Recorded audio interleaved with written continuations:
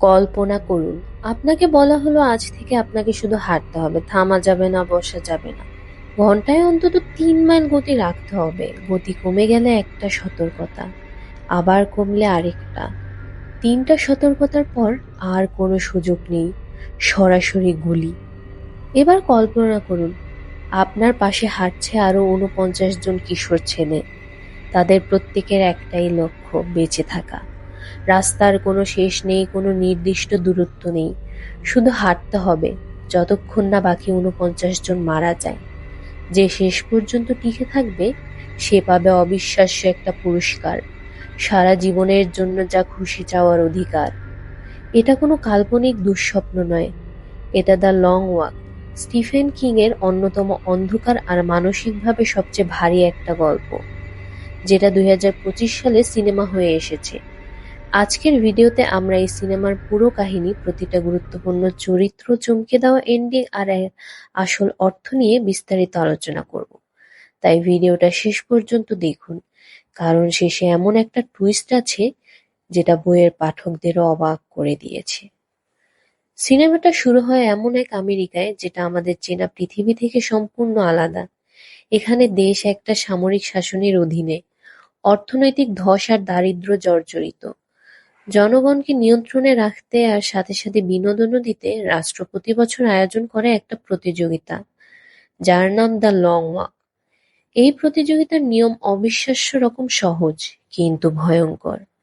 প্রতিটা অঙ্গরাজ্য থেকে একজন করে মোট ৫০ জন কিশোর ছেলেকে লটারির মাধ্যমে বাছাই করা হয়।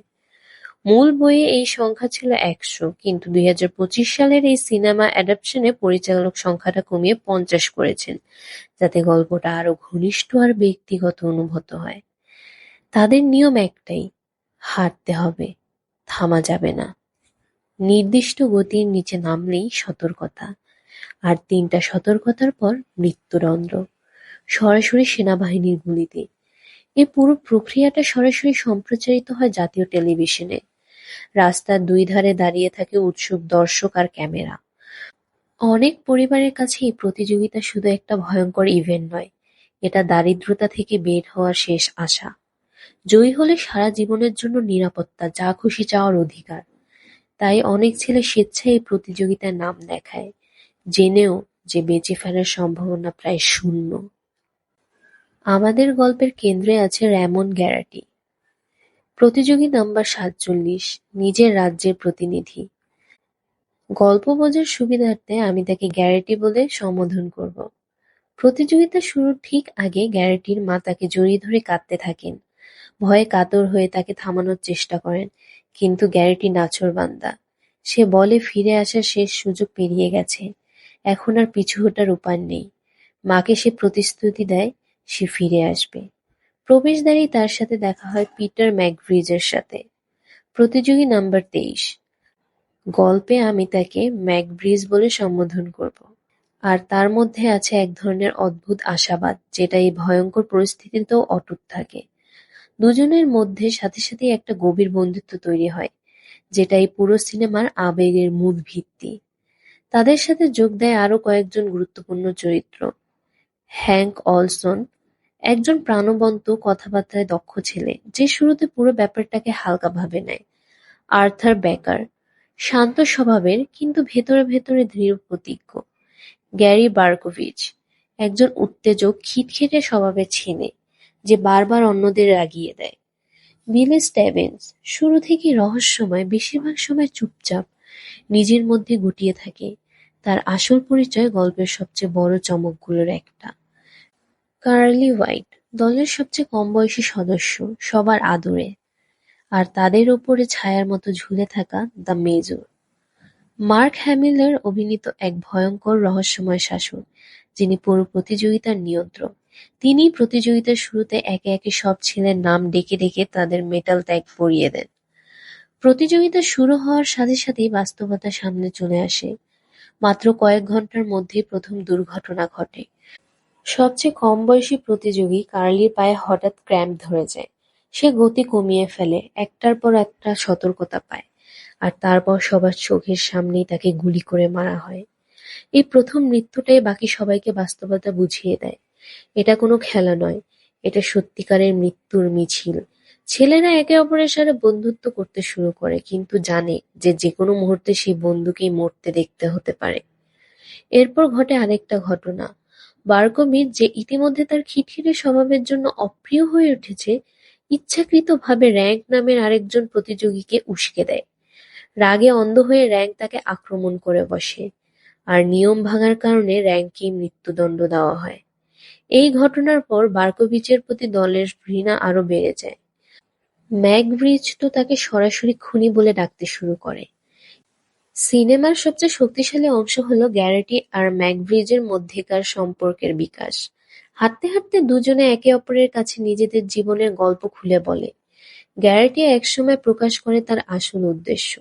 সে এখানে শুধু পুরস্কারের লোভে আসেনি, তার বাবাকে মেজর নিজ হাতে হত্যা করেছিলেন নিষিদ্ধ মতাদর্শ শেখানো আর সরকারের প্রতি আনুগত্য প্রকাশ না করার অভিযোগে। আর এই ঘটনাটা ঘটেছিল গ্যারেটি আর তার মায়ের চোখের সামনেই। তাই গ্যারেটির গোপন পরিকল্পনা হলো জিততে হবে, পুরস্কার হিসেবে একটা অস্ত্র চাইতে হবে, আর তারপর মেজরকে হত্যা করে বাবার প্রতিশোধ নিতে হবে।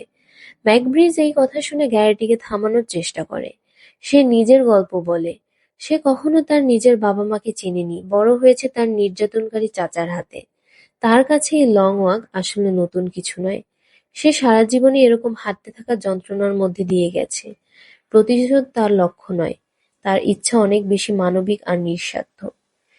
এই দুজনের কথাগুলোই আসলে সিনেমার আত্মা। যখন চারপাশে একের পর এক ছেলে মরে যাচ্ছে, তখন এই বন্ধুত্বটাই দর্শককে আঁকড়ে ধরে রাখে।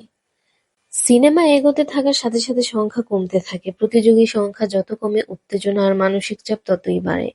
প্রতিটা মৃত্যুই দর্শকের সামনে আলাদাভাবে দেখানো হয়, যাতে প্রতিটা চরিত্রের ক্ষতিই গুরুত্বপূর্ণ মনে হয়, শুধু সংখ্যার হিসাব না হয়ে।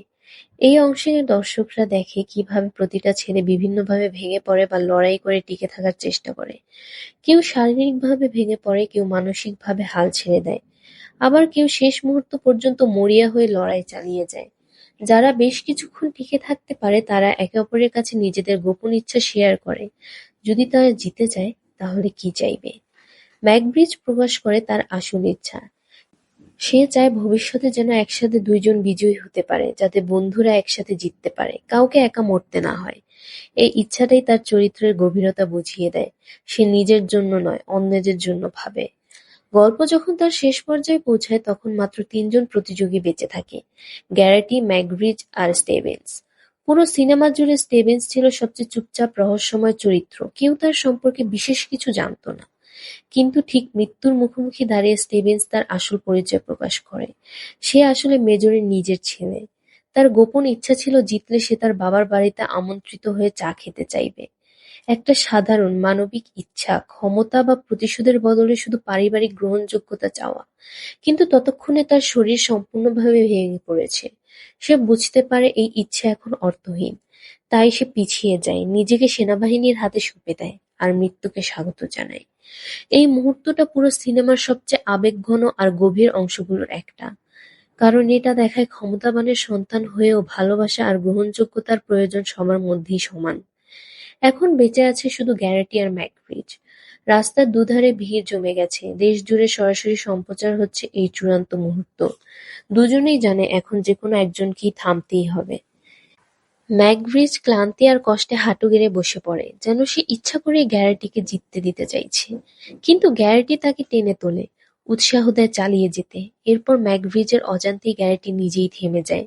সে নিজের ইচ্ছায় মৃত্যুদণ্ড মেনে নেয়, যাতে তার সবচেয়ে কাছের বন্ধু বেঁচে যায় আর জয়ী হয়। এভাবেই ম্যাকব্রিজ হয়ে ওঠে দ্য লং ওয়াকের বিজয়ী। কিন্তু তার মুখে কোনো আনন্দ নেই। সে তার পুরস্কার হিসেবে একজন সৈনিকের কাছ থেকে একটা বন্দুক চেয়ে নেয়, আর সেই বন্দুক দিয়ে সরাসরি মেজরকে গুলি করে হত্যা করে।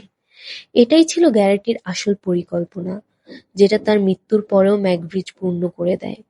এরপর ম্যাকব্রিজ একা নিঃশব্দে রাস্তা ধরে হেঁটে অন্ধকারে হারিয়ে যায়। বিজয়ী হয়েও তার চোখে মুখে কোনো বিজয়ের চিহ্ন নেই, শুধু শূন্যতা। স্ক্রিনরাইটার জেটি মোলনার নিজেই বলেছেন, এই সমাপ্তিতে তিনি একই সাথে মানবতার সবচেয়ে ভালো দিক আর সবচেয়ে ট্র্যাজিক দিক দেখাতে চেয়েছেন। একদিকে গ্যারেটির আত্মত্যাগ, অন্যদিকে ম্যাকব্রিজের প্রতিশোধমূলক সহিংসতা। আর সবচেয়ে আকর্ষণীয় ব্যাপার হলো, স্টিফেন কিং নিজে এই পরিবর্তিত সমাপ্তি অনুমোদন করেছিলেন।